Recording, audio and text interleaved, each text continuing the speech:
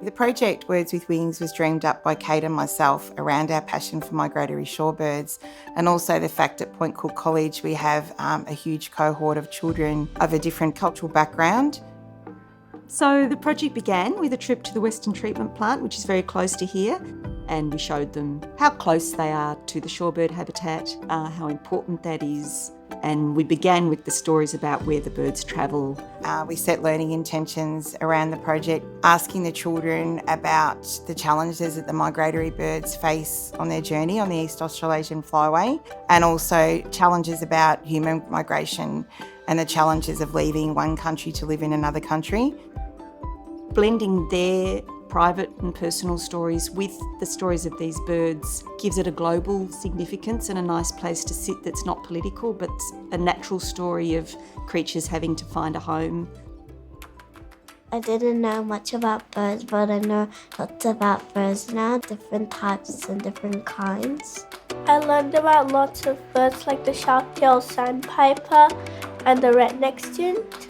They fly to other countries. They also try to find a safe and warm place to lay their eggs. We made a book, Rosie Wonders, because she wanders around the world. And after we finished the book, we decided to have a performance about the birds. If we're learning about birds, I think to move like a bird and to paint a bird and to make a lino cut of a bird is connecting the children very powerfully to the bird as well, because children have different ways of learning. So some children might have a real fascination for factual learning and science, but other children might be really wonderful writers or really good at art or really passionate about reading. So it all interlinks. So it's not science on its own, it's all cross-curricular. I feel like it's art and about birds project mixed together because we do the printing and then we do watercolor, we write the story and then we learn about birds too. So I guess it's mixed kind of. In the area of science, that was based on investigating the migratory shorebirds, learning about their diet, their habitat, the difficulties they face on their journey, so threats to their mudflats when they land in certain places, and ethics and care of the birds as well. Literacy was hugely based on oral literacy and also writing. So when we wrote the book, the children didn't actually write independently. They had to work in groups and edit together. And it also went into the intercultural capabilities because we talked a lot about children's cultural stories and their cultural backgrounds. I lead our English as Additional Language program across our school from prep to year 9, and we have over 60 languages spoken in our college community. I think the project was really good because it created a unique opportunity for staff across our school to work together in a different way. I think there are lots of opportunities for collaborative work across different ages and a lot of speaking and listening, which is really supportive for the EAL students.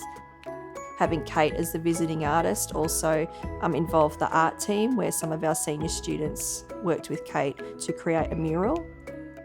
We didn't have any formal assessments, but Kate and I both kept a reflection journal every week after every session, and it would have notes on the children, so informal notes about how they were progressing, things they were having difficulties with, things we needed to differentiate with particular children each week.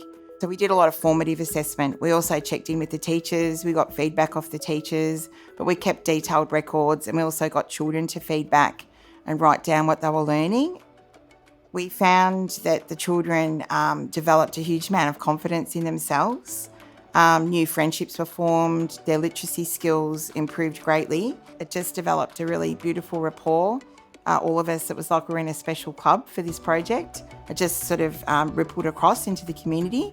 To see it all come together and actually see the children perform for their parents was a very emotional thing for me, because the parents had invested so much in coming up and joining in and appreciating the book.